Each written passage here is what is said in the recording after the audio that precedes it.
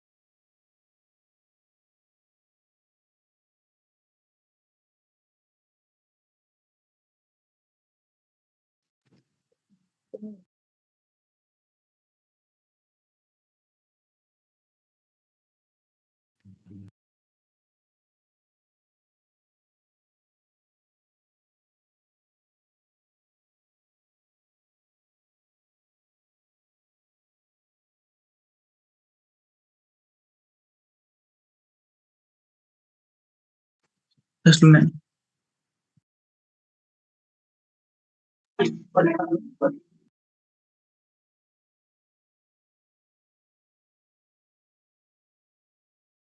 Ya makanya sekarang punya gimana? Sampai kasih jaminan mutu ya.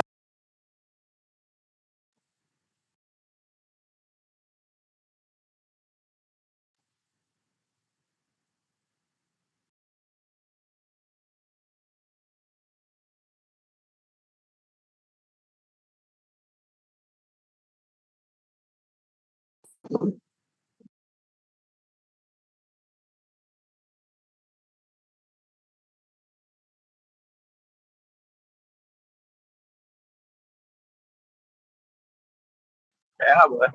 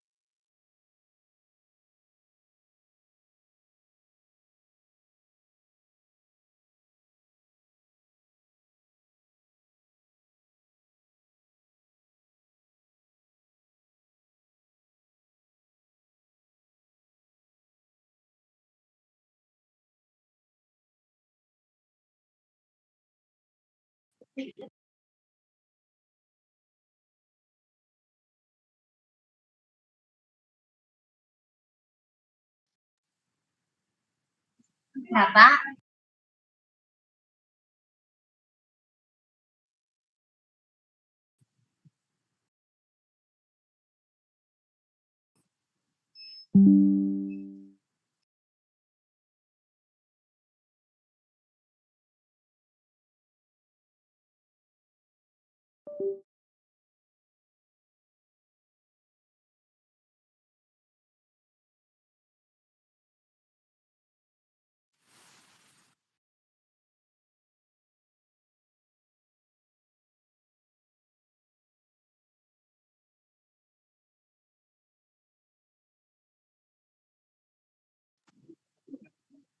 Dua hari berbeda berapa?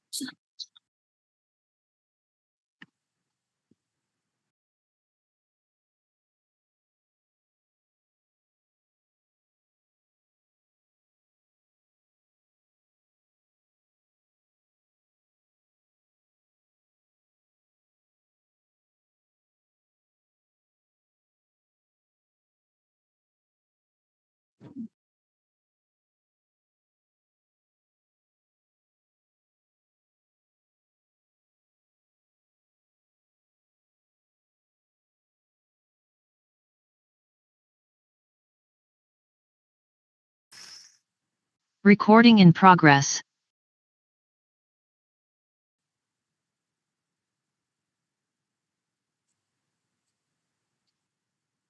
Halo, selamat siang semuanya. Suara saya terdengar? Siang, Ibu.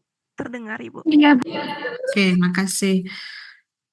Hari ini saya kan ada dua topik ya, jaminan mutu untuk bahan baku, OT, dan kosmetik ya, betul? Iya, Ibu. Betul. Ah, Ada dua. ada dua, oke. Untuk yang kuliah hari ini, saya akan sampaikan dua materi itu. Kemudian untuk yang tanggal 11, saya akan beri Anda tugas. Karena OASE sedang tidak berfungsi, jadi nanti tugas kita pakai eh, mata kuliah ini ada Google Classroom-nya nggak ya? Belum ada, Ibu, untuk mata kuliah ini. Kalian sama ini kirimkan tugas pakai apa? Biasanya kita kirim dan compile filenya di G Drive, Ibu. Nanti kita kirim linknya ke dosen. Biasanya seperti itu. Buatnya per kelas berarti ya? Buat G Drive per kelas ya? Iya, Ibu. Oke.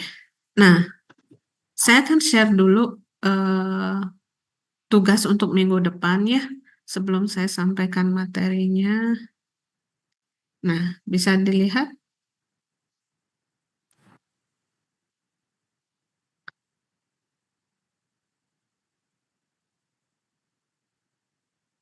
Oke, bisa dilihat ya. Kalian kan kelas A dan kelas B. Saya cek di SIMAK, masing-masing kelas itu 60 orang kan pesertanya. 58 sampai 60. Nah, nanti kalian bagi diri secara mandiri ya, jadi 12 kelompok di masing-masing kelas. Kelas A 12 kelompok, kelas B 12 kelompok. Satu kelompok berarti kira-kira akan ada 4 sampai 5 mahasiswa. Untuk yang kelasnya 58 berarti akan ada dua kelompok yang anggota kelompoknya hanya 4, oke? Kemudian nanti di tiap kelas kelompok 1 sampai 6 kalian membahas topik jaminan mutu bahan baku obat dari bahan alam dan aplikasinya. Untuk aplikasinya silahkan ambil satu contoh sediaan dari kategori OHT dan fitofarmaka, bukan jamu ya, tapi OHT dan fitofarmaka untuk dibahas. Kemudian untuk kelompok 7 sampai 12 membahas topik jaminan mutu bahan baku kosmetika dari bahan alam dan aplikasinya dengan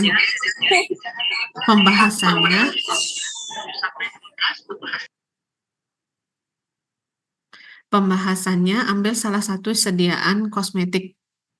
Diusahakan jenis sediaan kosmetik yang dibahas itu beda. Misalnya kelompok 7 membahas sediaan kosmetik misalnya lulur, kalau yang kelompok lain usahakan jangan lulur lagi, tetapi yang lain gitu. Lip balm atau yang lain. Oke.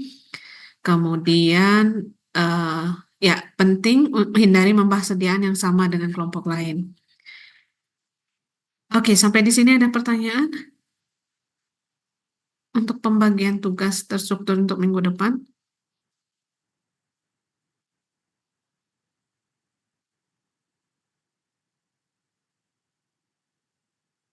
Ibu, mohon maaf untuk sekarang mungkin belum ada pertanyaan. Nanti mungkin pertanyaannya bisa sambil jalan, Ibu. Oke, hasil penelusuran pustaka nanti dan diskusi kelompok nanti untuk tiap kelompok nanti Anda tuangkan dalam bentuk makalah dan slide PPT. Makalah tidak dibatasi jumlah halamannya. Silahkan yang seperti prinsip kalian menulis makalah selama ini ya, ada pendahuluannya, ada tinjauan pustakanya, kemudian ada hasil dan pembahasannya, kemudian kesimpulan, kemudian reference. Penulisan reference bebas, silahkan pakai style apa aja, itu bebas.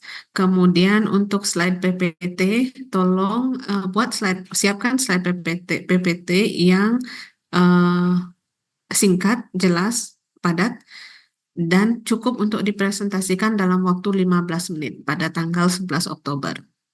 10 menit ya, bukan 15 menit, 10 menit pada tanggal 11 Oktober. Oke, saya tambahkan di sini. Jadi silakan kalian yang mengatur berapa jumlah slide PPT yang disiapkan untuk bisa dipresentasikan dalam waktu 10 menit, tidak lebih untuk tiap-tiap kelompok.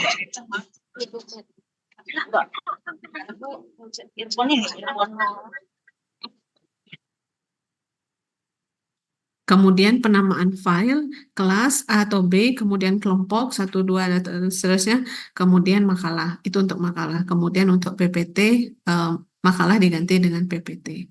Sampai di sini jelas?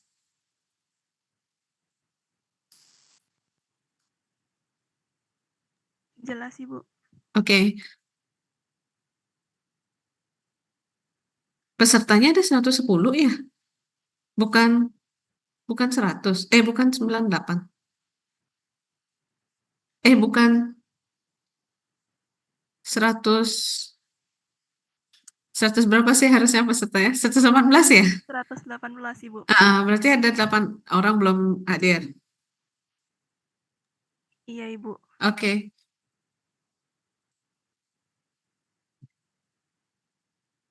Oke, kalau itu sudah jelas untuk tugas, sekarang kita ke materi yang pertama.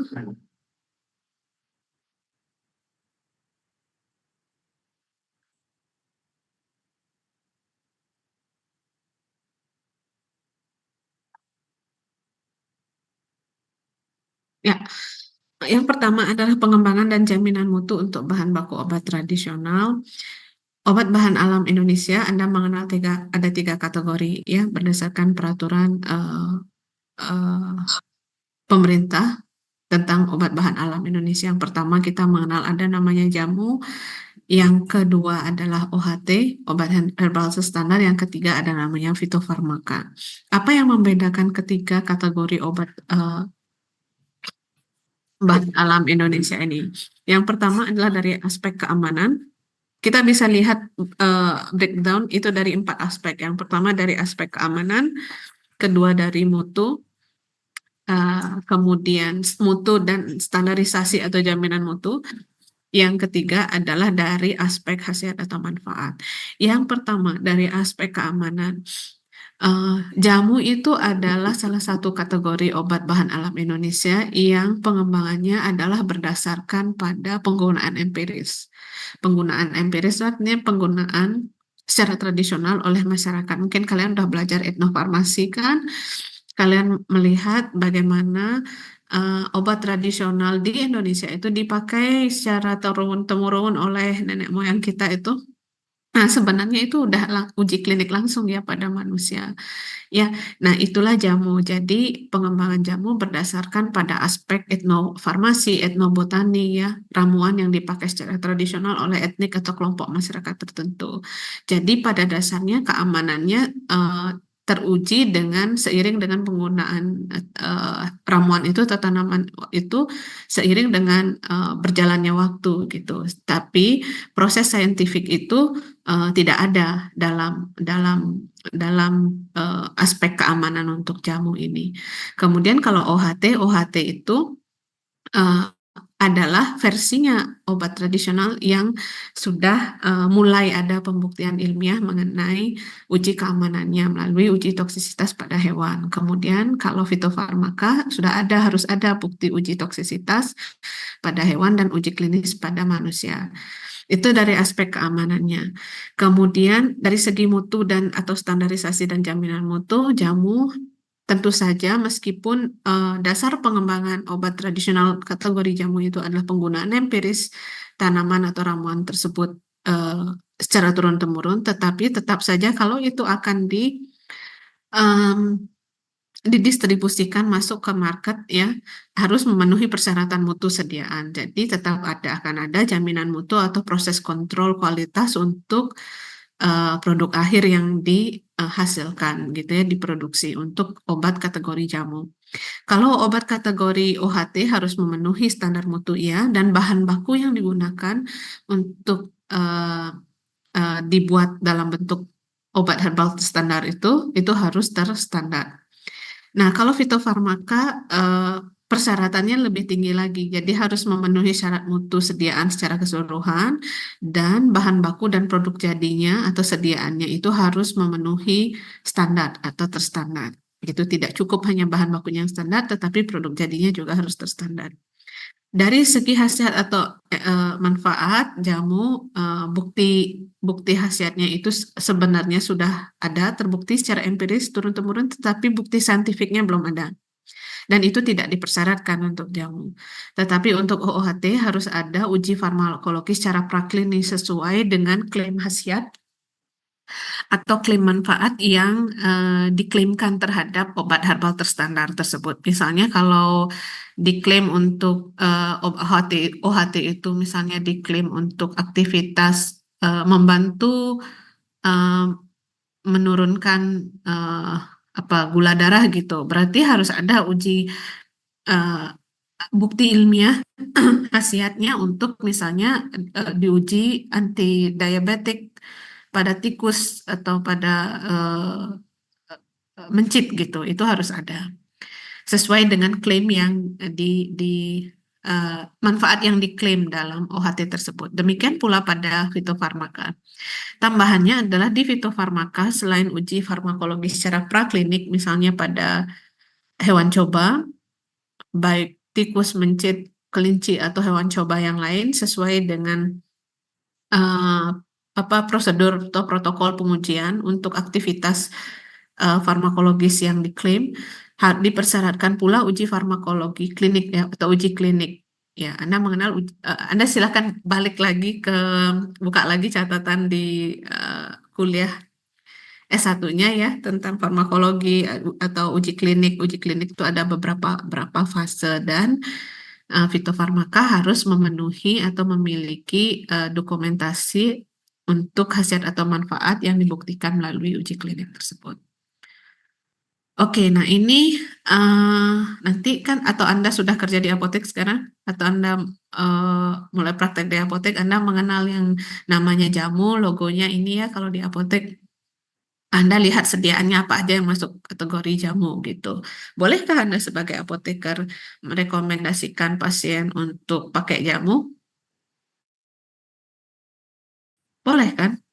Jadi dalam kondisi tertentu pasiennya Anda kan di apotek, saat Anda di apotek di satu sisi Anda kan menjadi dalam tanda petik konsultan untuk pasiennya. Pasien datang mereka nggak tahu mau beli obat apa, kan itu tugas Anda untuk kasih informasi ke pasien. Kalau Anda lihat oh ini sepertinya minor illness gitu ya, Anda bisa rekomendasikan tidak hanya obat sintetik atau modern, tetapi obat tradisional, mulai dari jamu atau OHT gitu kan, atau fitofarmaka gitu. Misalnya itulah pentingnya Anda tahu yang jamu itu jamu yang apa yang Anda bisa rekomendasikan. Anda kan mesti pelajari dulu apa isinya, apa manfaatnya, apa yang tidak boleh, kondisi pasien yang seperti apa yang sebaiknya tidak direkomendasikan untuk mengkonsumsi jamu atau OHT atau fitofarmaka tersebut. Nah, itu kan Anda yang harus mencari tahu dulu sebelum Anda bisa memberikan rekomendasi atau memberikan suggestion saran ke pasien. OHT ini contohnya Anda bisa sambil cek nanti kalau Anda PKPA Anda sambil cek ya isinya apa sih gitu. Kemudian dari isinya misalnya ekstrak apa Anda kan bisa lihat kemungkinan interaksi obat yang mungkin terjadi dengan obat-obat yang mungkin dikonsumsi pasien itu apa saja. Jadi itulah perlunya di satu sisi sebelum Anda memberikan rekomendasi obat apa yang bisa dikonsumsi oleh pasien, Anda tahu dulu historis pasiennya. Mereka meminum obat apa saat ini, usianya berapa, dan sebagainya. Kemudian ini beberapa contoh fitofarmaka yang mungkin Anda temukan di apotek. Ada banyak lagi, tapi ini hanya beberapa kita ambil contohnya.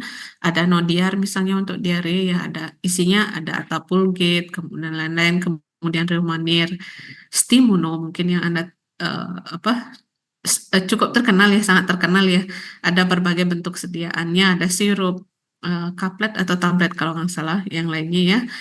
Itu untuk imunomodulator. Kemudian siapa aja yang bisa pakai ini? Apakah mulai dari rentang usia anak-anak sampai orang tua atau dewasa gitu? Itu Anda mesti pelajari dulu sediaannya sebelum Anda bisa memberikan informasi ke pasien. Kemudian Tensigan, kemudian Exgra. Nah, mungkin Anda perlu perhatikan misalnya kalau Anda merekomendasikan Tensigan. Ya, Tensigan itu tahu kan untuk apa, dari namanya aja Anda udah tahu kan? Ada yang tahu? Ada yang pernah lihat di apotek?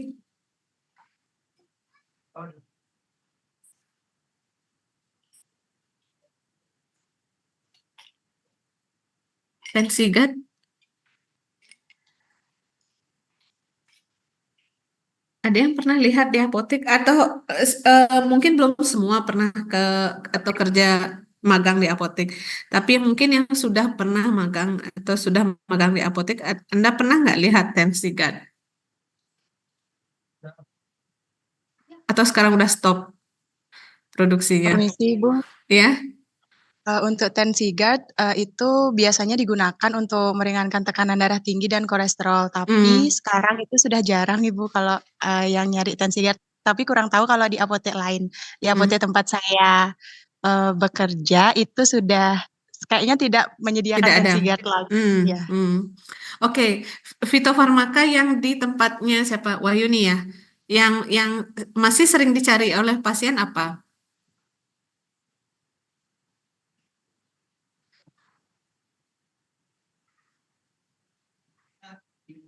Ada nggak? Jadi izin Ibu, biasanya itu ada kejibling Ibu. Kejibling, oke. Ya. Kejibling itu masuk fitofarmaka atau OHT? Atau jamu?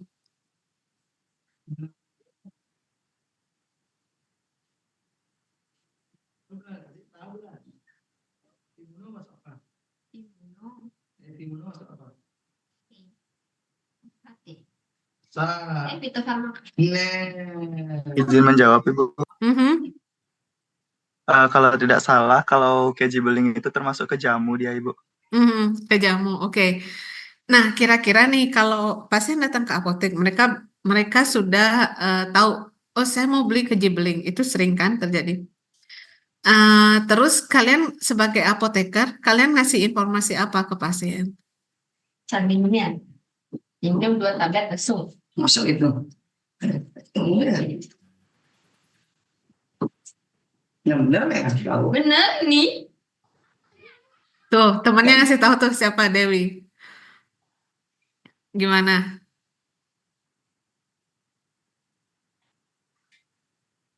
Apa yang pertama kalian tanyakan ke pasiennya atau berikan informasi? Gimana sih cara kalian berkomunikasi dengan pasiennya kalau misalnya nih ada pasien datang, Bu saya mau beli kejibling gitu. Terus langsung kamu ambilin, udah gitu, bayar udah selesai kayak di Indomaret atau gimana? Sebagai apoteker, apa sih yang kalian lakukan?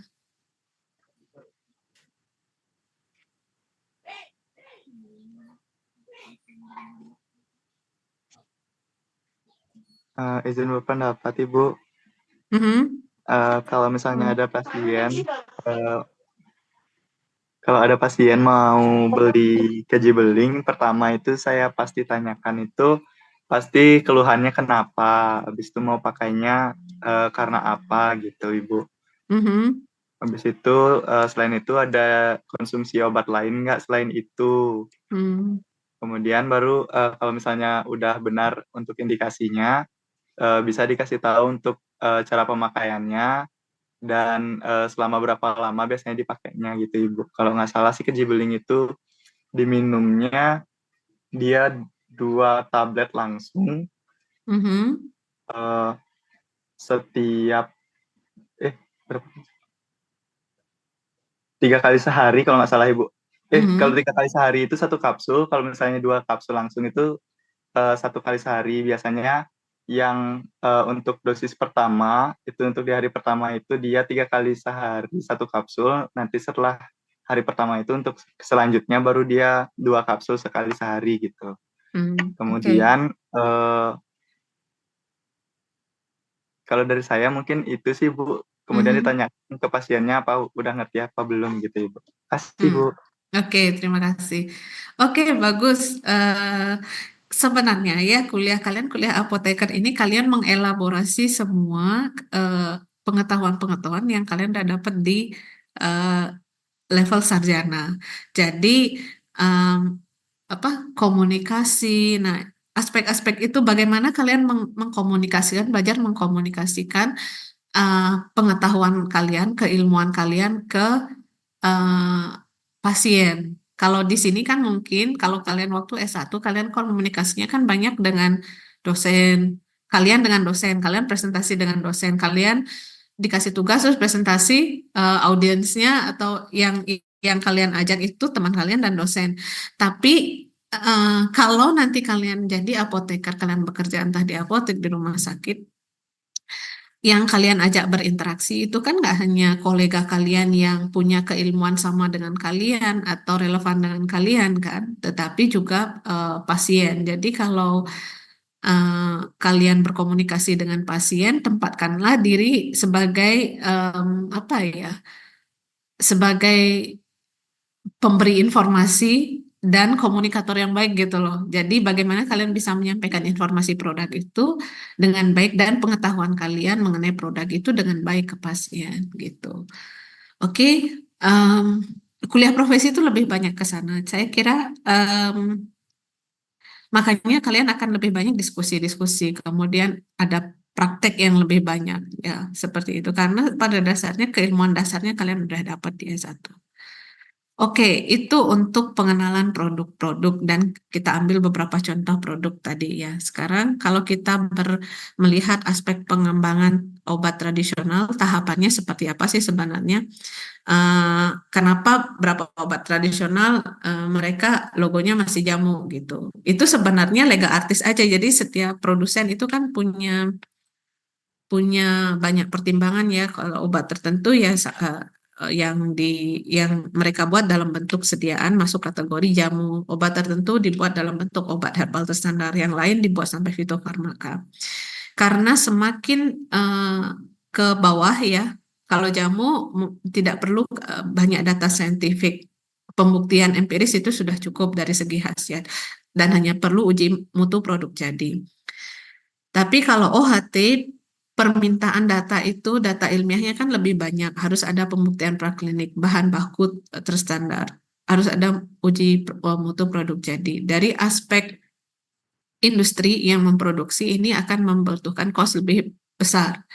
Sehingga kalau kita lihat sebarannya antara jumlah produk yang masuk kategori jamu itu kan jauh lebih banyak daripada yang masuk OHT, ya kan? Karena untuk pengembangan satu OHT aja mungkin akan butuh dana yang jauh lebih besar, beberapa ratus juta yang jauh lebih besar, dan fasilitas yang memadai untuk industri itu bisa memproduksi OHT.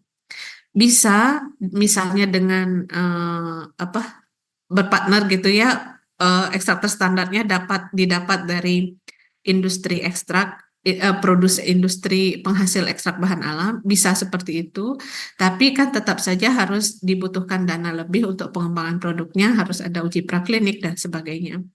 Nah, kemudian fitofarmaka di antara ketiganya ini kan fitofarmaka nih kalau kita lihat jumlah produk yang sudah disetujui dan beredar di market yang lebih sedikit ya karena memang persyaratannya yang paling sulit itu fitofarmaka, harus ada pembuktian praklinik, pembuktian kliniknya, kemudian bahan baku terstandar.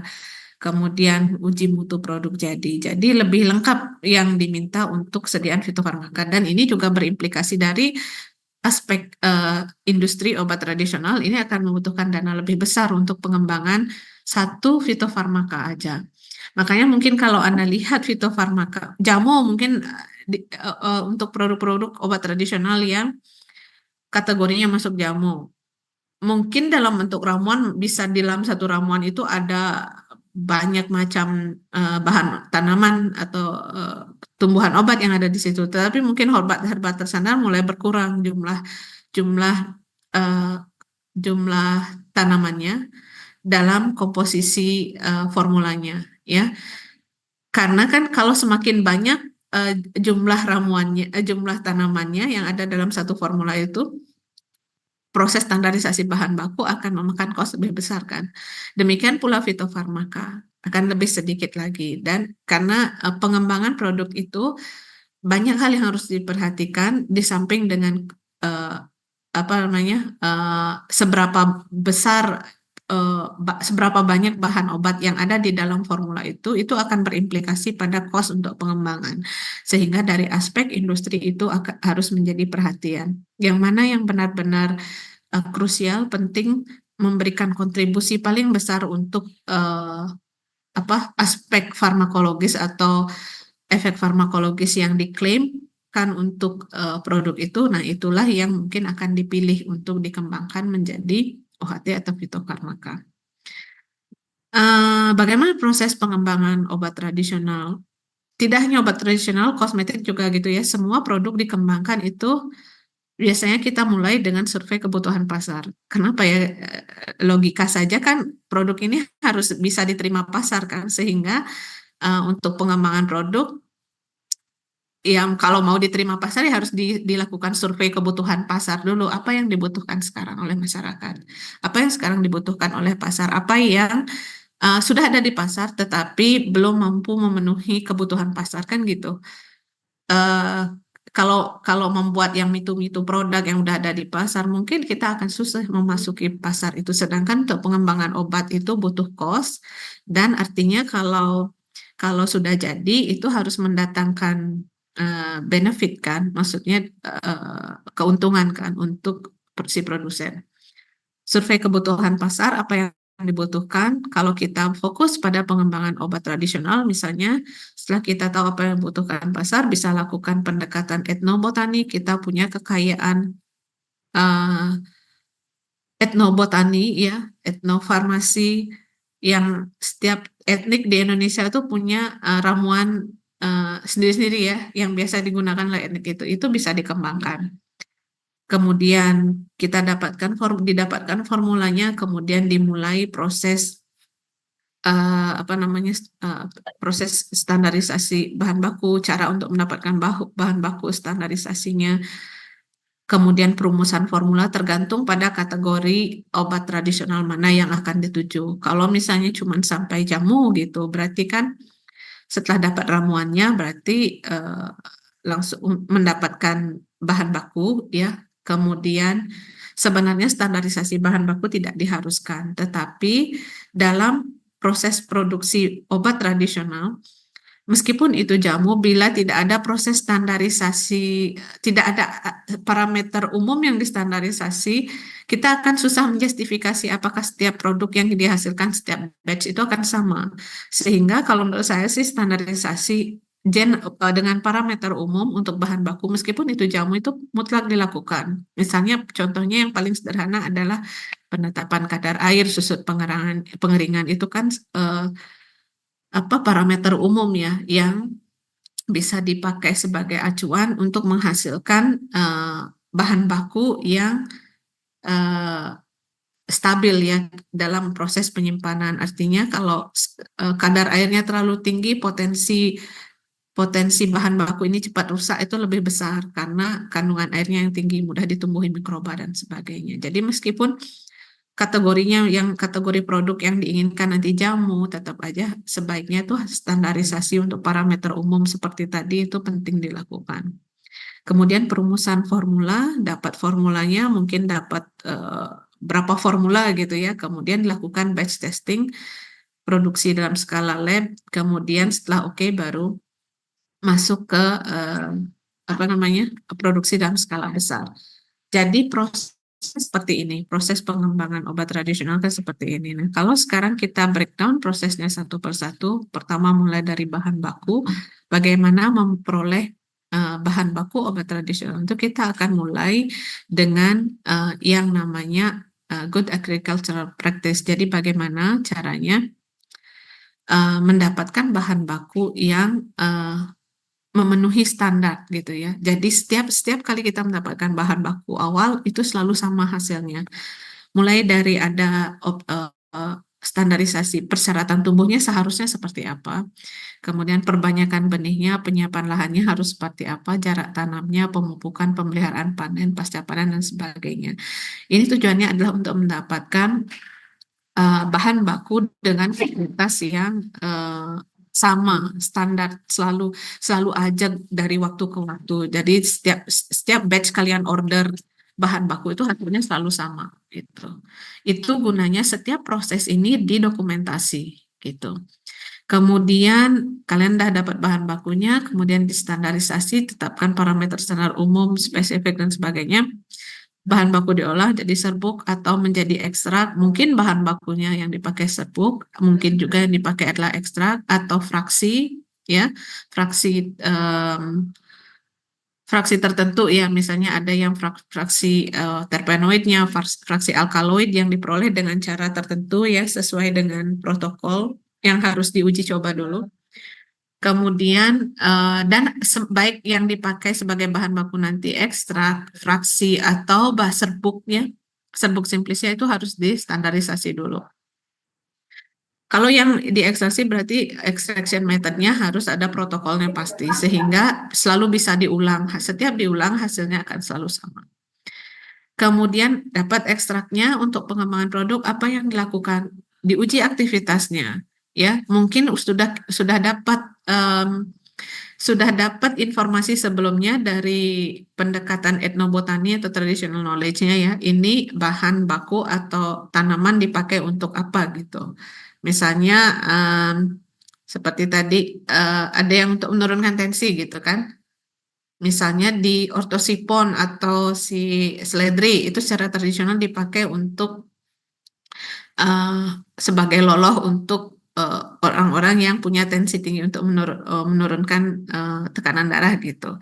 Jadi pada uji prekliniknya berarti kan itu ramuan mau dikembangkan untuk membantu menurunkan tekanan darah kan pada orang-orang yang punya masalah dengan tekanan darah. Maka pada uji prekliniknya berarti harus dilakukan uji antihipertensinya ya.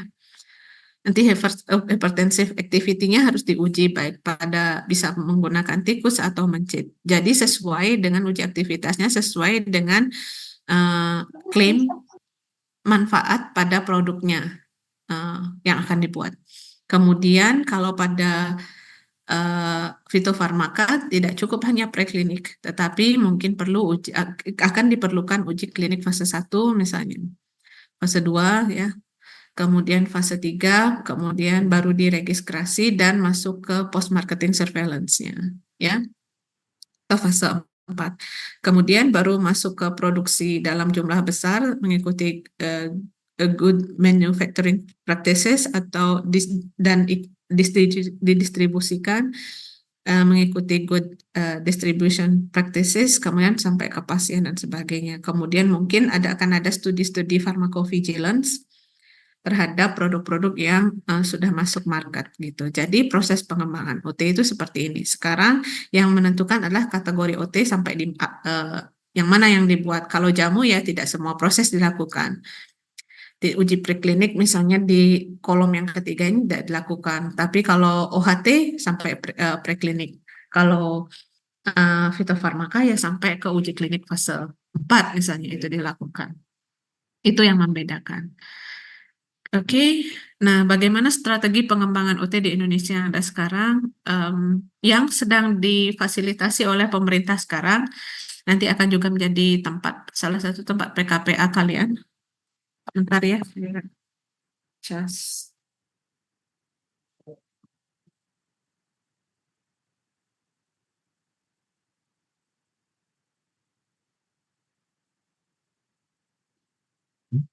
adalah peningkatan ketersediaan bahan baku obat tradisional yang terstandar. Jadi nanti akan ada sudah ada fasilitasi dari pemerintah bagaimana meningkatkan ketersediaan bahan baku obat tradisional yang terstandar. Misalnya ada fasilitas-fasilitas di bawah Kemenkes yang fokusnya adalah menyediakan bahan baku obat tradisional standar. Jadi kalau misalnya industri obat tradisional mereka tidak punya fasilitas memadai untuk memproduksi bahan baku obat tradisionalnya sendiri.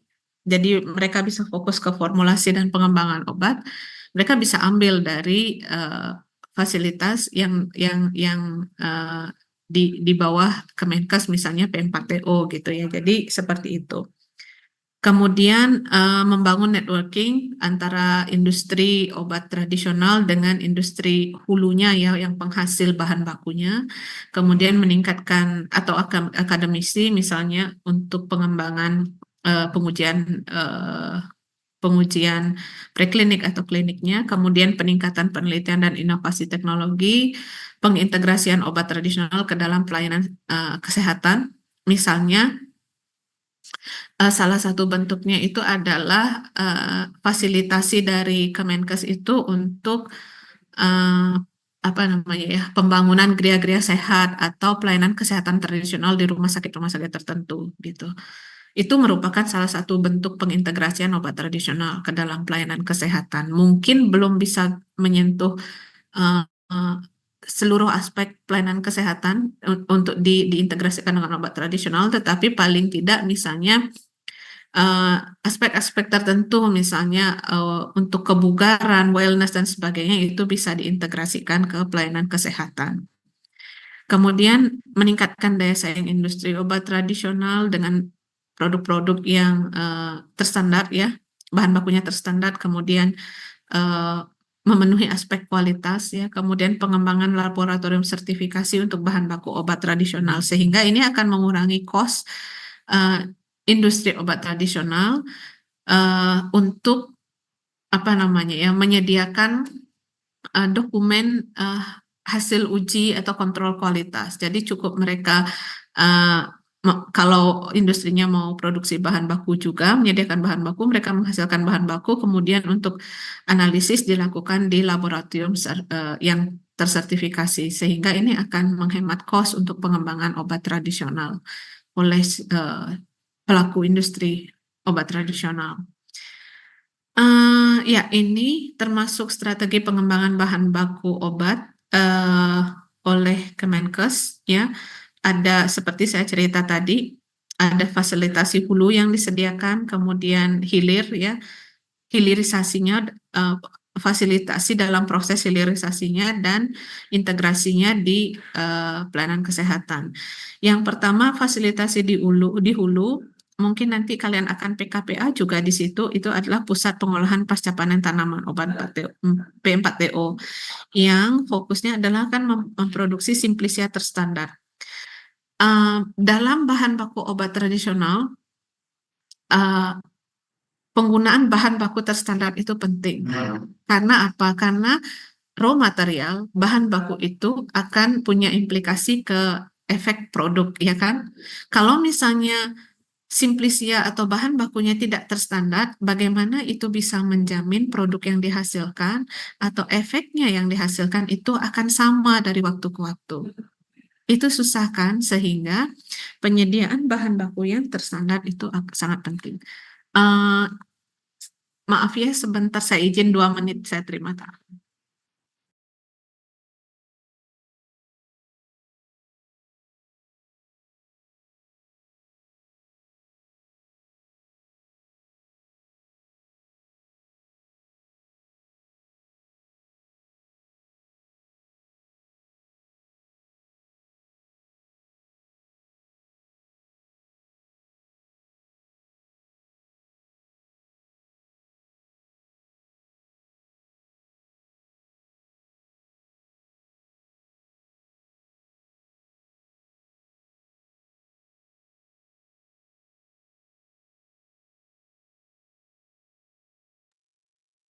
Oke, pengelolaan P4TO fokusnya sebenarnya adalah mereka menghasilkan simplisia terstandar. Nanti kalian akan ada PKPA juga kan di situ.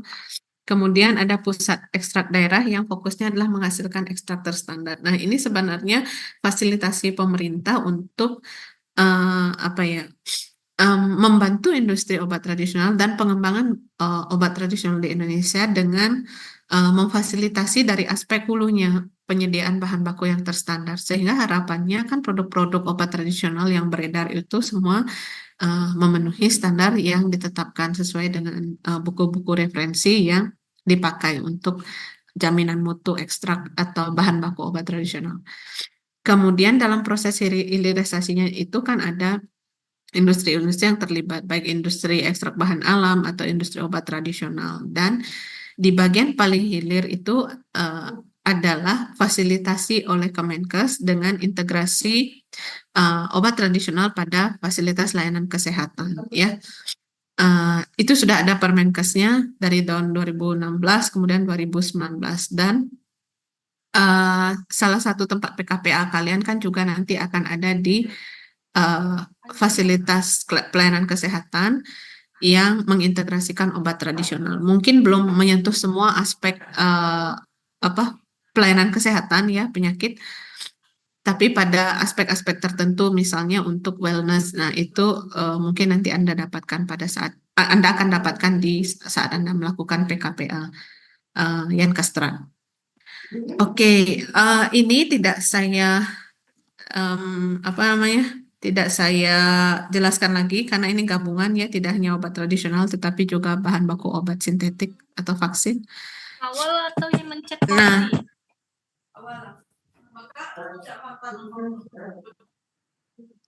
oke.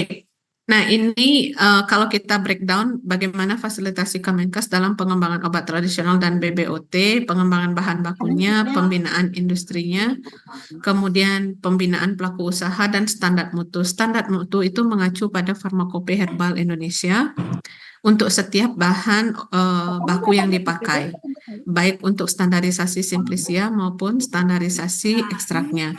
Acuan pertama kita adalah FHI. Apabila standar mutunya tidak ada, Untuk betamethasone teman-teman yang di sini ya, mirip-mirip sama obat eksim. Obat eksim bisa, habis itu kayak alergi sampai luka. Dia tuh overthinking kemarin.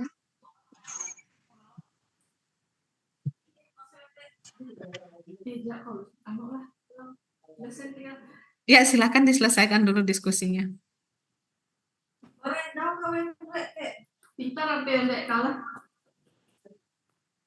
Tapi ikutnya tuh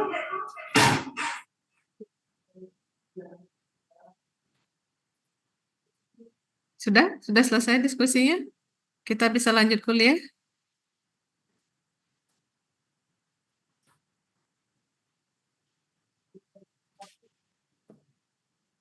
Oke, saya lanjutkan ya. Standar mutu kita bisa pakai FHI. Acuan pertama kita adalah FHI atau acuan BBOT dari Tumbuhan Obat Indonesia. Atau kalau tidak ada tanaman, saya kira dari hampir semua tanaman yang digunakan dalam pengobatan tradisional itu acuan standar mutunya baik untuk standarisasi simplisia maupun ekstrak itu sudah ada pada dasarnya di FHI. Apabila ternyata mungkin ada tumbuhan obat atau bahan baku obat yang belum ada standar mutunya di FHI, maka kita bisa mengacu ke standar mutu. Mungkin kalau tanaman obat itu ada dalam standarnya WHO, itu bisa kita pakai. Tetapi yang pertama kita pakai sebagai acuan untuk standar mutu bahan baku obat tanaman yang ada di Indonesia itu adalah FHI. Jadi mengacu dulu semua ke FHI, baru bila tidak ada baru kita cari sumber acuan yang lain. Kita masuk ke bagaimana sih pendaftaran untuk obat tradisional dan termasuk dalamnya adalah sediaan kosmetik. Kita perlu data administrasi, data teknis ya. Data administrasinya apa saja? Kalian bisa lihat di sini data teknisnya ada formulasi dan khasiat, data mutu. data mutu dan teknologi pembuatan. Data mutu itu dapat dari mana? Dari data yang kalian dapat, misalnya pada proses standarisasi Simplisia, parameter apa saja yang ditetapkan, misalnya kadar air, susut pengeringan, dan lain-lain, ya itu masuk ke data mutu. Demikian sampai ke parameter standar spesifik, misalnya kandungan metabolit tertentu, misalnya kalau metabolit dominannya flavonoid atau fenol, berapa kadar flavonoid total, berapa kadar fenolik total gitu. Itu akan masuk ke data mutu. Jadi semua data yang berkaitan dengan analisis parameter umum dan parameter khusus, ya, parameter spesifik dan non spesifik dari ekstrak atau dari Simplisia sebagai bahan baku itu harus ada. Itu merupakan prasyarat untuk pendaftaran baik obat tradisional maupun sediaan kosmetik. Pada dasarnya untuk jaminan mutu ada 3 aspek yang harus diklarifikasi. Yang pertama dari aspek keamanan, mutu, ya, atau kualitas, kemudian manfaat. Data keamanan kita dapat dari mana? Data keamanan ini berkaitan dengan sifat bahan, ada bahan yang dilarang atau tidak boleh ada di sediaan. Nah, itu harus hasil analisisnya harus zero, tidak boleh terdeteksi. Sifat bahan keamanan itu kita lihat dari mana? Misalnya kalau yang paling sederhana, paling umum itu adalah melalui uji toksisitas akut, subakut, atau kronis, ya. Kemudian dari misalnya kalau pada sediaan topikal, keamanan penggunaan bisa juga dari skin irritation test-nya. Jadi ada tidak data skin irritation test misalnya untuk data keamanan penggunaan sediaan topikal. Kemudian dari aspek manfaat, klaimnya itu untuk apa? Penentuan klaimnya itu berbasis berdasarkan apa? Evaluasi berbasis empirik kah atau praklinik atau klinik? Kalau empirik ya hanya diperbolehkan berarti untuk jamu, ya kan? Kemudian kalau praklinik bisa OHT, kalau sampai di klinik itu adalah fitofarmaka. Kemudian jaminan mutu atau aspek mutu untuk kriteria evaluasi produk obat tradisional atau sediaan kosmetik itu mulai dari cara pembuatannya seperti apa, kemudian formulasinya, ingredient masih dalam batas persyaratan, kemudian masuk ke standarisasinya, ya, baik standarisasi dari serbuk atau bahan baku serbuknya atau simplisianya, ya, serbuk simplisianya atau ke ekstraknya. Nah, kalau kita lihat sekarang aspek mutu dari segi bahan baku itu kita bisa breakdown dari parameter umum maupun parameter spesifik dalam standarisasi, termasuk di dalamnya adalah cemaran mikroba, ALT, kapang khamir, mikroba patogen. Kemudian secara keseluruhan evaluasi produk untuk obat tradisional dan kosmetik itu harus memuat informasi produk seperti di sini. Nah, untuk standarisasi bahan baku obat, kenapa sih standarisasi bahan baku obat itu sangat penting? Ada beberapa banyak kondisi dalam obat tradisional yang sangat berbeda dengan obat-obat sintetik, sehingga ketentuan untuk obat sintetik itu tidak bisa dipakai untuk obat tradisional. Yang ini mempengaruhi kualitas obat tradisional. Contohnya, obat herbal atau obat tradisional itu biasanya mixture. Obat tradisional ekstrak itu sendiri merupakan gabungan dari berbagai komponen. Dalam satu ekstrak itu nggak hanya satu kan komponennya. Ada A sampai Z komponennya. Nggak hanya satu komponen. Contohnya, kalau Anda screening fitokimia ekstrak, yang Anda deteksi mungkin bukan hanya alkaloid aja kan, tapi ada alkaloid, fenol, flavonoid, dan teman-temannya, ya. Itu membuktikan memang herbal medicine itu obat herbal itu memang dia mixture, dan satu tanaman obat itu sudah isinya mixture dari berbagai komponen senyawa kimia. Plus satu ramuan itu tidak hanya isinya satu tanaman kan, tetapi banyak tanaman. Itulah kenapa standarisasi itu menjadi penting. Kemudian active principle atau senyawa aktif dari setiap tanaman itu kebanyakan itu tidak diketahui. Ya, misal contohnya apa yang umum? Sambiloto. Oke, banyak orang bilang aktif prinsipalnya adalah andrografolin. Tapi kenapa yang tetap orang pakai itu ekstraknya, bukan andrografolinnya diisolasi jadi obat apa namanya? Obat modern gitu kan? Karena dalam banyak aspek kita perlu mempertimbangkan segi keamanan toksisitas. Bila dia dikembangkan obat dalam bentuk obat tunggalnya menjadi synthetic drug, efeknya besar, tetapi juga toksisitasnya mungkin besar.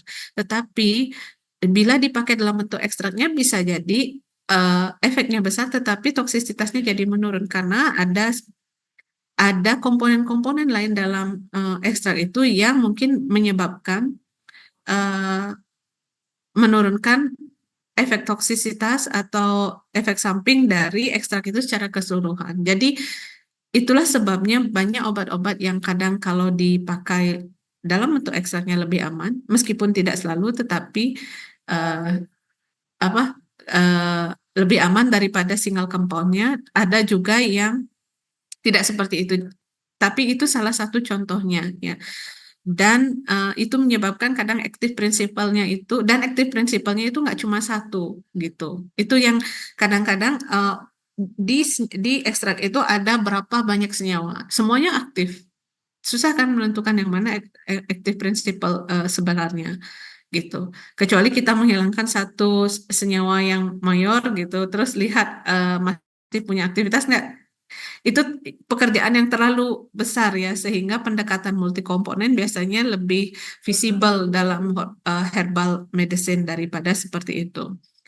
Kecuali untuk hal-hal yang berkaitan dengan toksisitas, ada satu senyawa yang diidentifikasi punya efek toksik, sehingga senyawa itu dikeluarkan atau dihilangkan dari ekstraknya, baru ekstraknya dipakai sebagai bahan baku obat gitu. Dan untuk bahan baku obat, senyawa itu harus terdeteksi zero gitu, baru itu bisa dipakai.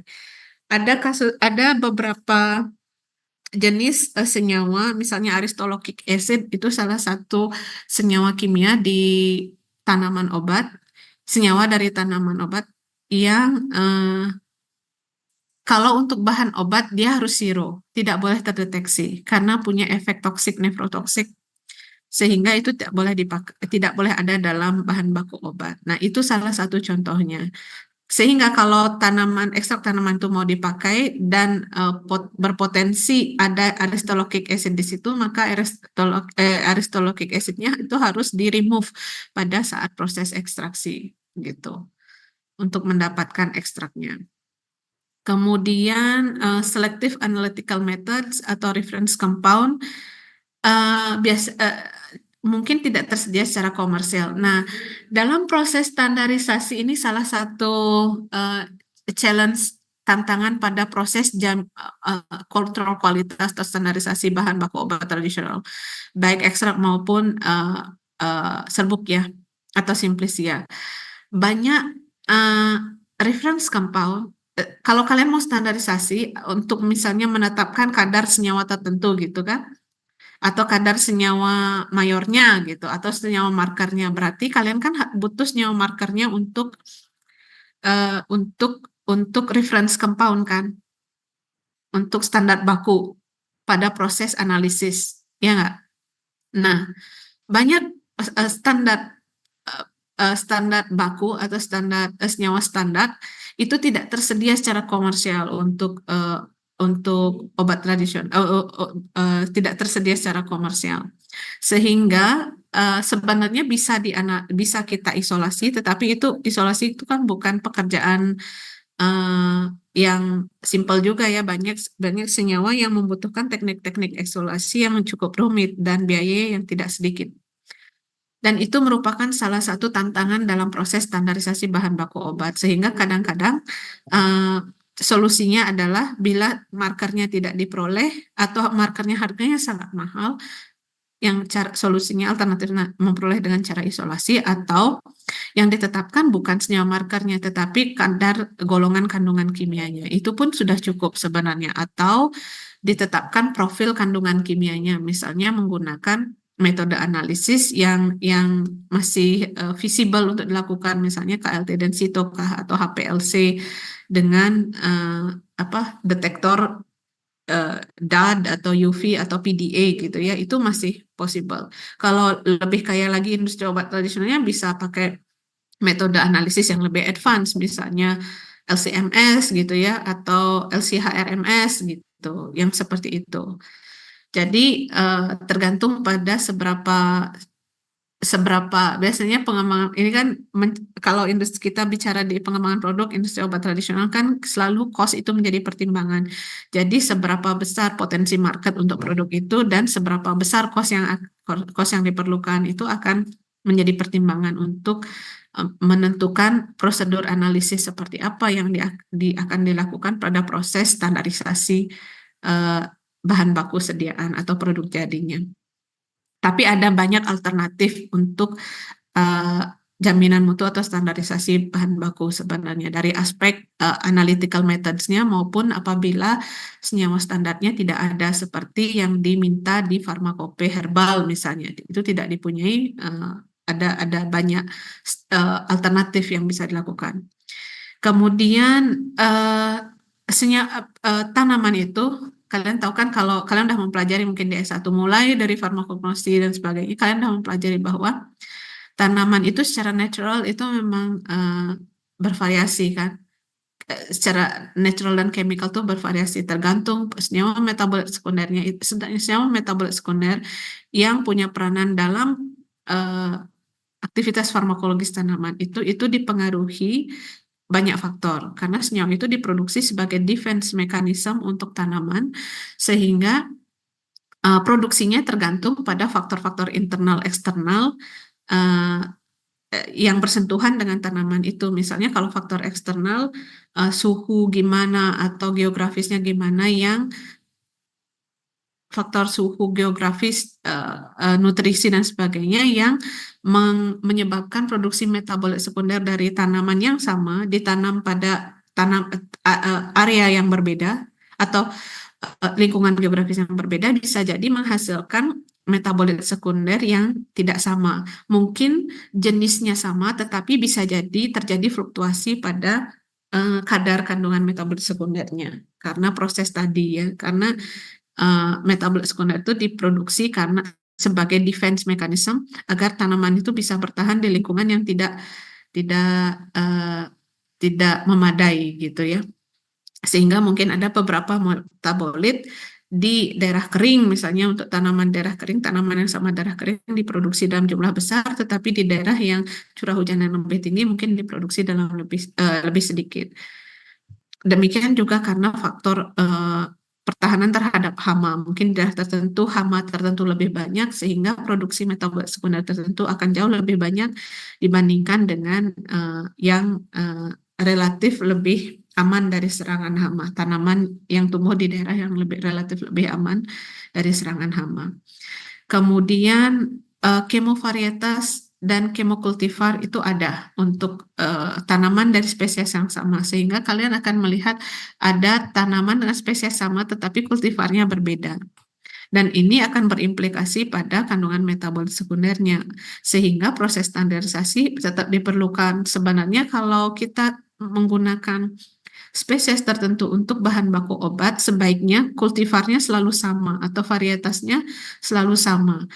Jadi tidak hanya mempertimbangkan spesies tanaman sama, tetapi kultivar atau varietasnya sebaiknya sama, sehingga kecuali sudah ada hasil analisis mutu metabolit sekundernya bahwa atau ekstraknya bahwa meskipun kultivar berbeda, profil metabolit sekundernya sama. Itu bisa dipakai kalau sudah ada data seperti itu. Tapi kalau tidak ada data bahwa perbedaan kultivar mempengaruhi profil metabolit sekunder, ya sebaiknya pakai kultivar yang sama sebagai sumber bahan baku obat. Nah, ini juga berkaitan dengan poin nomor 6 bahwa sumber dan kualitas raw material untuk obat tradisional itu bervariasi karena ya secara natural tanamannya tumbuh di lingkungan berbeda saja, metabolit sekundernya bisa berbeda. Itu yang menyebabkan proses standarisasi itu penting untuk bahan baku herbal atau formulasi herbal. Nah, pada dasarnya aspek ini kan yang kita analisis pada proses kontrol kualitas atau jaminan mutu bahan baku. Identitasnya jelas, kemurnian bahan bakunya jelas, kandungan atau kontennya jelas. Yang ini kalau Anda baca di Materia Medica atau di FAI ini di breakdown menjadi parameter standar spesifik, parameter untuk kandungan, konten, sebagainya, dan parameter standar umum untuk aspek identitas dan kemurnian. Dan tujuannya adalah ini, mencapai, kita bisa menjamin bahwa produk yang dihasilkan obat tradisional itu sesuai memberikan manfaat, keamanan, kualitas dan mutu yang ajak atau yang standar dari waktu ke waktu. Ini saya tidak jelaskan lebih detail, Anda nanti silahkan cari kalau mau baca lebih detail apa saja faktor mempengaruhi kualitas bahan baku dan sediaan herbal, silahkan cari pustakanya ya, Liu et al. 2018. Quality Control Herbal Medicine, Anda cari dengan keywords itu Anda akan dapatkan. Pada garis besarnya yang perlu diperhatikan kalau kita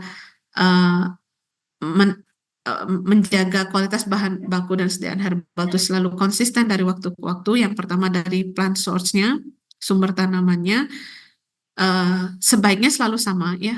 Plant source-nya itu dari tempat yang sama, geographical environment-nya hendaknya sama, planting teknologinya itu sebaiknya selalu sama. Apabila misalnya ada planting teknologinya, teknologi penanamannya atau kultivasinya ada berubah, sebaiknya dicek lagi apakah profil metabolit sekundernya akan sama dengan teknologi kultivasi sebelumnya. Kalau sama, baru itu dipakai. Kemudian harvest time-nya berapa lama gitu ya. Konsisten karena ada misal seperti ginseng gitu. Ginseng itu harvest time-nya minimal berapa tahun gitu. 4 tahun misalnya gitu ya. 4 tahun.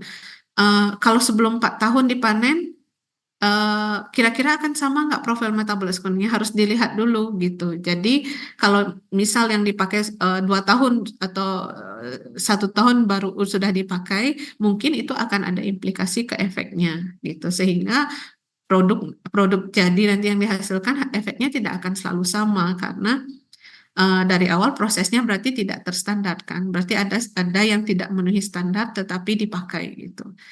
Jadi itulah pentingnya plan harvest time-nya itu juga selalu sama. Medicinal site-nya sama, marketing raw materialnya, processing teknologi untuk raw materialnya ya, itu selalu sama, manufacturing process, kemudian storage, preservation dan sebagainya itu selalu sama sehingga produknya memiliki kualitas yang sama gitu. Jadi kualitas produk yang ajak itu ya mulainya dari kualitas bahan baku yang selalu konsisten dari setiap batch bahan baku. Oke, ini skema standarisasi bahan baku obat untuk obat tradisional baik untuk simplisia maupun ekstrak. Kalau kita lihat di Farmakope Herbal Indonesia, kita akan lihat di breakdown seperti ini, ada parameter standar umum atau non-spesifik, aspek mana yang masuk parameter standar umum. Itu adalah aspek fisikal, contohnya penetapan kadar air, kandungan air, moisture content ya, atau extractive value atau kadar abu. Kemudian aspek biologis misalnya kontaminasi mikroba, kemudian toksikologi dan sebagainya. Kemudian parameter standar spesifiknya masuk ke bagian identity ya, dari aspek botaninya. Kita bisa lihat dari aspek makroskopik dari Simplicia itu. Yang paling awal biasanya kita amati itu adalah aspek makroskopiknya organoleptis ya. Dari Simplicia itu Simplicia atau serbuk Simplicianya seperti yang kalian pelajari dulu di farmakognosi.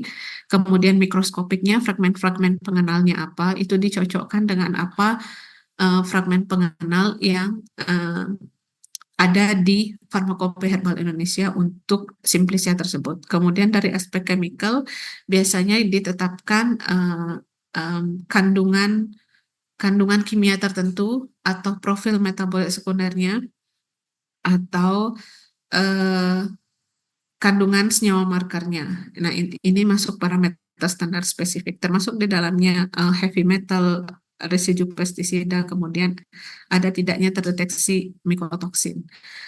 Itu. Nah, kadang-kadang mikotoksin itu dimasukkan sebagai negatif marker atau senyawa-senyawa yang cenderung toksik itu dimasukkan sebagai negatif marker, namanya artinya marker atau senyawa itu tidak boleh terdeteksi ada di dalam ekstrak atau simplisia yang dianalisis.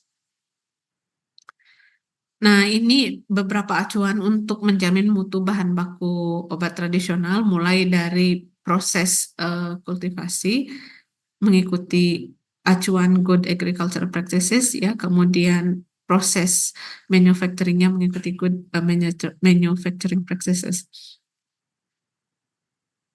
Ini general testing parameter ya untuk karakterisasi dan standarisasi herbal medicine. Contohnya untuk general data apa saja Anda bisa lihat di sini. Acuan utamanya biasanya adalah good agricultural practices, terutama untuk aspek yang menyangkut pada kultivasi tanaman obatnya, termasuk geografisnya dia harus tumbuh di mana. Kemudian harvesting time-nya, harvesting prosesnya, jadi seperti apa prosesnya, apakah harus dipetik, apakah boleh memakai dipotong dengan pisau atau berbahan berbahan logam besi atau harus aluminium dan sebagainya. Kemudian processingnya seperti apa, apakah atau lebih spesifik kadang-kadang harvesting time itu adalah tidak hanya di bulan berapa dipanen atau umur berapa dipanen, tetapi waktu panen. Waktu panen itu lebih spesifik, misalnya dipanen pada pagi hari atau dipanen pada malam hari gitu. Jadi ada hal-hal yang lebih spesifik yang harus diperhatikan untuk setiap tanaman. Ya, kadang ada tanaman yang spesifik harvesting time-nya sampai waktu pemanenan itu di pagi hari atau di sore hari atau bebas gitu. Kemudian deskripsi identity yang berhubungan dengan identitas simplisia itu, kemudian purity, kemudian pengujian ya. Nah, ini masuk parameter standar spesifik sebenarnya. Nah, ini persyaratan bahan baku OT, misalnya untuk simplisia, kalian bisa lihat di sini, yang terbaru kalian bisa lihat di Farmakope Herbal Indonesia apa saja yang ditetapkan. Kemudian untuk di Farmakope Herbal, kemudian untuk ekstra kental, kalian juga bisa lihat di sini item pemeriksaannya apa saja untuk bahan baku obat tradisional. Oke, untuk contohnya kalian silakan lihat, semua udah punya Farmakope Herbal kan? Semua udah punya Farmakope Herbal? Ada yang belum pernah buka? Kayaknya enggak deh.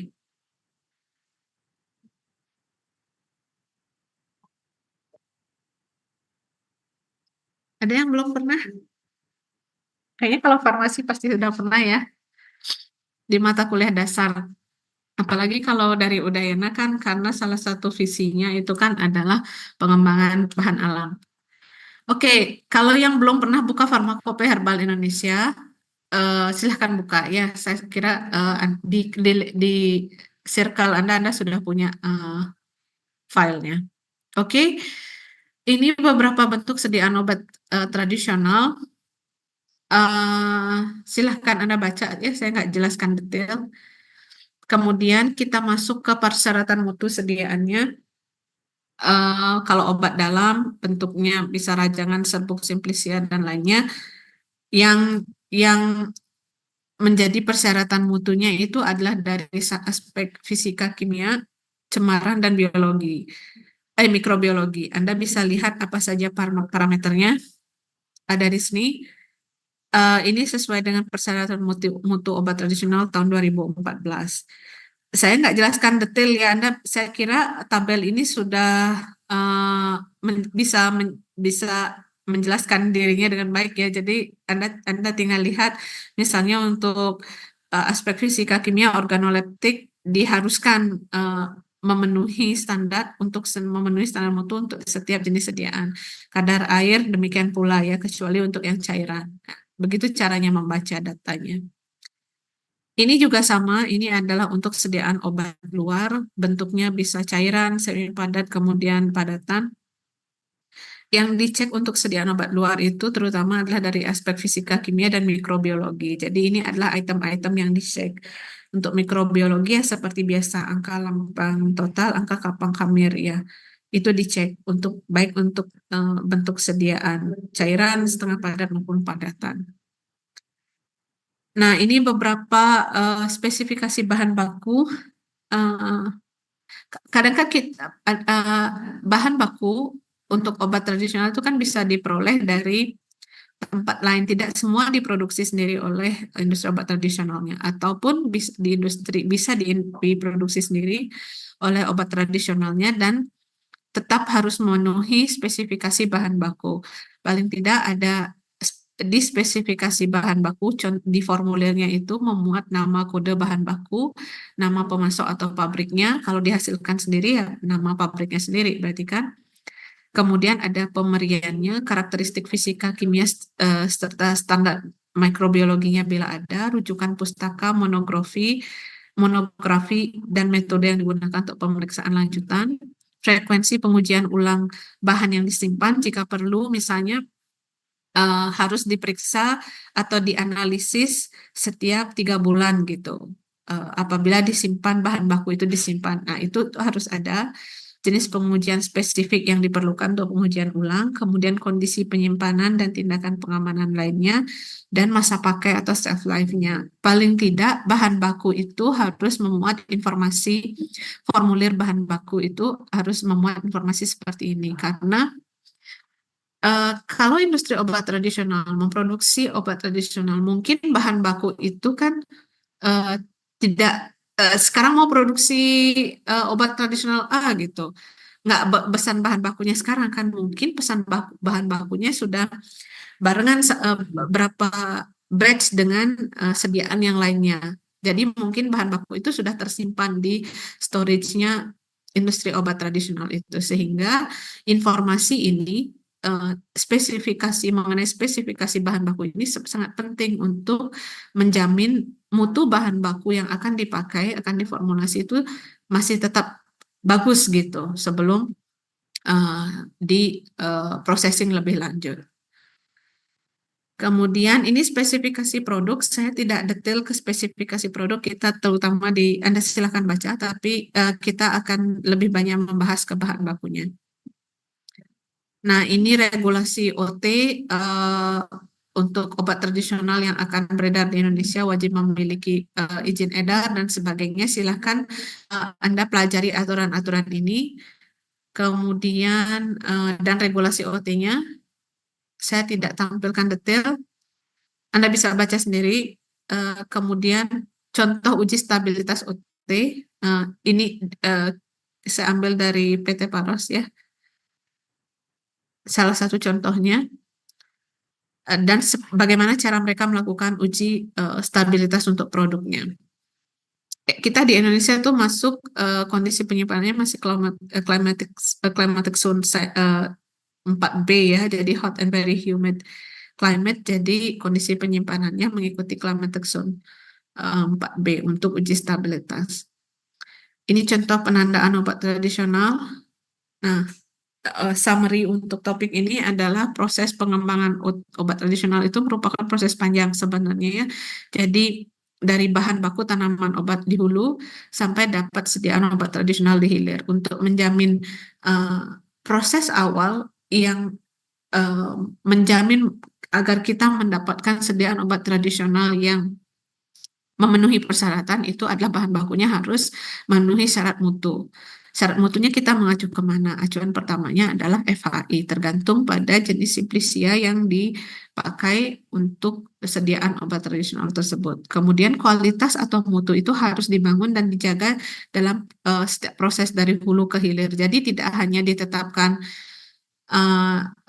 di awal saja standarisasi bahan baku entah ekstrak atau simplisia ya, tetapi dalam prosesnya sampai dia menjadi sediaan jadi itu harus dijaga. Misalnya kalau ekstraksi ekstraksi yang optimal itu seharusnya suhu berapa, atau dalam proses formulasi, proses produksi itu harusnya dijaga suhunya berapa agar profil metabolit sekunder tertentu misalnya itu tetap ada kadarnya, tidak hilang, kadarnya tidak berkurang selama proses produksi seperti itu. Jadi mutu itu harus dibangun dan harus dijaga dari setiap proses produksi obat tradisional. Tidak hanya berhenti di bahan baku. Persyaratan mutu bahan baku dan sediaan jadi itu harus memenuhi ketentuan ya. Acuannya adalah GAP, GMP, FHI, material medika ya. Kemudian pemenuhan persyaratan sesuai kategori sediaan obat bahan alam yang dibuat apakah jamu, OHT, fitofarmaka, dan prosedur dan alur registrasi OT mengikuti ketentuan ya. Jadi ini adalah untuk pengembangan obat tradisional dan jaminan mutu bahan baku. Ini adalah aspek-aspek yang kita perlu perhatikan untuk dapat produk obat tradisional yang memenuhi standar mutu. Oke, sampai di sini ada pertanyaan? Halo Ibu, Ya, kebetulan saya kormanya ingin menanyakan mengenai tugasnya Ibu. gimana? Jadi kan kalau tugasnya itu kita membahas mengenai satu sediaan Ibu. Berarti kita boleh bebas Ibu untuk eksplor sediaannya, misalnya kita buat tablet dari tanaman ini, seperti itu, bukan yang produk di pasaran, atau kita berpacu kepada produk di pasaran, seperti itu Ibu. Nggak harus produk di pasaran. Oh, Kadang produk yang ada di pasaran, tapi kalian susah dapat referensinya, ya kan? Jadi bebas yang kalian bisa cari dengan yang referensinya available gitu aja. oh berarti kita membayangkan sendiri seperti itu Bu ya. Iya, boleh. Jadi nanti untuk pembahasannya kan seperti pendahuluan dan laporan pada umumnya, apa boleh nanti di pembahasan itu kita membuat sedikit untuk kemasan dan seperti itu? Boleh, boleh, Gitu ya. boleh. Tapi penekanannya adalah ke bagaimana proses jaminan mutu untuk bahan baku dan produk jadinya dilakukan, gitu. Ya. Izin bertanya lagi Bu, jadi kita membahasnya itu dari proses GAP sama GMP-nya itu Iya, ya? iya betul, betul. Oke Bu. Karena kalian nggak usah terlalu broad ya, misalnya mengambil contoh produk yang terlalu banyak komponennya. Nggak apa-apa yang misalnya komponen tanaman obatnya cuma 2 gitu kan. Tetapi kalian bahas secara lengkap mulai dari, kan ada kadang-kadang tanaman itu harus ditanam pada lingkungan yang kondisi tumbuh yang spesifik. Atau malah ada yang tidak bisa dibudidaya. Harus diambil dari tanaman liar kan. Nah, itu akan menjadi challenge pada saat standarisasi. Gimana caranya standarisasi? Yang seperti itu. Nah, jadi nggak harus tanamannya banyak, tapi pembahasannya yang mendalam gitu loh. Dibahasnya detail gitu. Karena penekanan kita adalah pada tanaman obat itu kan yang tanaman yang menjadi bahan baku obat itu kan tidak selalu tanaman hasil budidaya. Kalau hasil budidaya mungkin kan sudah bisa didapatkan gambaran bagaimana proses kultivasinya harus seperti apa, ditreatment seperti apa, pupuknya harus apa, kemudian dipanen pada waktu gimana. Kan ada juga bahan obat, tanaman obat yang tidak bisa dibudidaya, jadi mesti diambil dari tanaman liar kan. Nah, problem yang muncul pada tanaman yang sumbernya harus diambil dari tanaman liar itu, kondisi lingkungan tumbuh yang nggak bisa dikontrol itu adalah gimana cara kita menjamin bahwa kualitasnya akan selalu sama setiap diproses menjadi produk, ya nggak, dari setiap batch produksi kalian itu akan selalu sama kan. Berarti harus ada di proses standarisasinya itu harus ditetapkan parameternya apa saja dan apakah ada parameter tertentu yang menjadi ciri spesifik dari tanaman itu, misalnya profil metabolit sekunder tertentu atau profil metabolit tertentu yang bisa dipakai acuan untuk proses standarisasinya gitu. Yang seperti itu. Jadi mungkin yang mendekati dengan aplikasinya kira-kira nanti kalian kan mungkin field untuk pekerjaan kalian kan bisa nggak hanya di apotek kan, kalian bisa bekerja di industri obat tradisional agar kalian cari informasi. Ini kan satu step lagi kalian akan masuk ke dunia yang sesungguhnya ya, dunia kerja ya. Yang kira-kira applicable gitu loh. Kalian udah punya knowledge-nya pada saat Anda kuliah di S1 kan.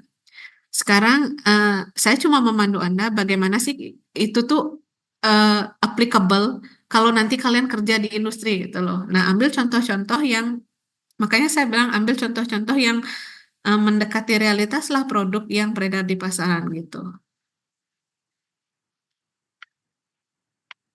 Nggak usah banyak, tapi kalian pelajari detail gitu. Pelajari secara mendetail.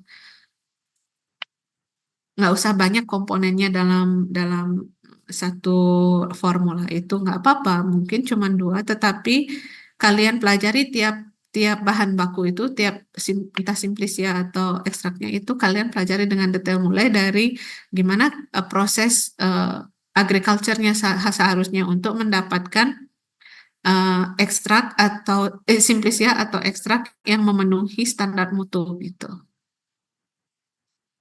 Oke, jelas kah? Dari sini cukup jelas, Ibu. Hmm. Kemudian kan tanggal 11 itu kita ada presentasi, Ibu. Apakah perlu dikumpulkan 1 hari sebelumnya makalahnya Ya. atau kita kumpulkan hari H? Kumpulkan 1 hari sebelumnya, karena kita nggak punya OASE sekarang, jadi ngumpulinnya kan pakai G-Drive tuh, Anda kasih link G-Drive-nya ke saya, nanti saya download.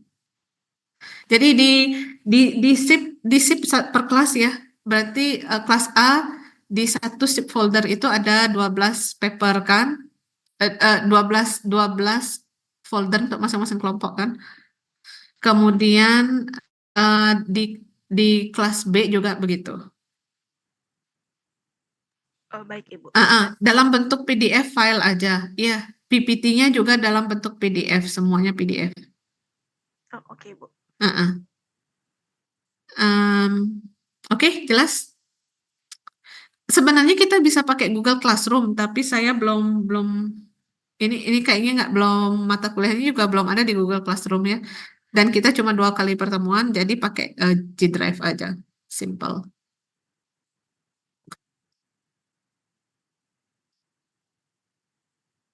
Oke, untuk materi ada pertanyaan lagi? Kita punya waktu lagi 15 menit ya untuk materi yang kedua. Cuman sekarang saya ada technical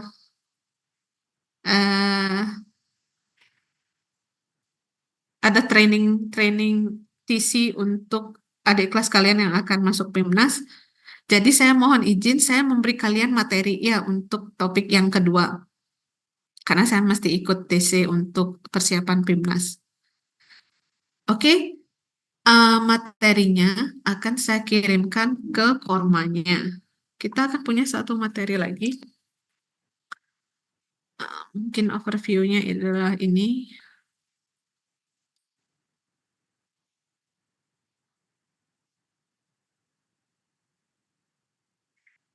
Pada dasarnya ketentuan materi yang kedua kita adalah kosmetik dari bahan alam. Overview-nya saya berikan sedikit. Nah, pada dasarnya bahan baku yang digunakan untuk sediaan kosmetik kita ikuti prosedur jaminan mutu bahan bakunya itu kan hampir sama dengan sediaan obat tradisional ya, ada proses standarisasinya dan sebagainya untuk menjamin mutu sediaannya. Di samping itu untuk sediaan kosmetik, definisi kosmetik saya nggak ini lagi ya. Kenapa dia nggak bisa dinaikin? Saya nggak ulas lagi. Kita lihat, nah ini apa aja buku-buku standar untuk kosmetik Indonesia ya, terutama kosmetik bahan alam. Pertama, Anda bisa baca buku standarnya adalah di Kodeks Kosmetika Indonesia KKI. Kemudian untuk kosmetika bahan alam, Anda bisa lihat di buku acuannya kan Materia Kosmetika Bahan Alam Indonesia atau MKBAI. sudah ada juga kan yang edisi minyak atsiri, edisi biota laut dan sebagainya. Ini apabila misalnya kosmetika bahan alam itu dikembangkan dari minyak atsiri, misalnya Anda bisa lihat di MKBAI yang edisi minyak atsiri. Kalau dari biota laut, misalnya alga, kemudian apalagi yang dari botani laut, yang banyak dipakai kan alga, kemudian apalagi sea cucumber itu apa tripang dan sebagainya. Nah, Anda bisa lihat di MKBAI edisi botani laut seperti itu. Kemudian, nah mungkin terutama yang dari botani laut ya, pengembangan bahan baku kosmetika dari botani laut seperti alga atau tidak hanya botania, alga, seagrass dan sebagainya. Mungkin untuk standarisasi bahan bakunya,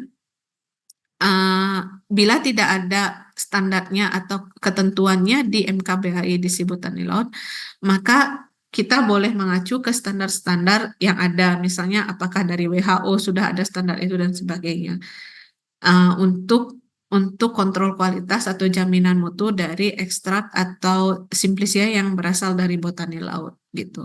Tapi acuan utamanya adalah apa yang ada di kalau bisa di materia kosmetika bahan alam Indonesia. Oke, ini saya kira Anda bisa pelajari sendiri ya.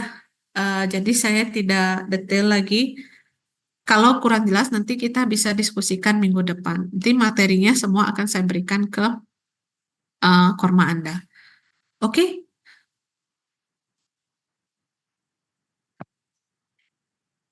Oke, saya izin mendahului 10 menit dari waktu kita seharusnya selesai. Bila ada pertanyaan, silahkan ditampung dulu. Nanti minggu depan kita diskusikan. Anda bebas bertanya minggu depan. Kemudian untuk minggu depan, tolong semua kelompok prepare untuk presentasi atau diskusi atau bertanya ya. Karena akan saya acak secara random kelompok yang presentasi. Nah, untuk kelompok yang nggak presentasi berarti Anda harus siap-siap bertanya. Oke? Terima kasih untuk hari ini. Saya akhiri untuk kuliah hari ini.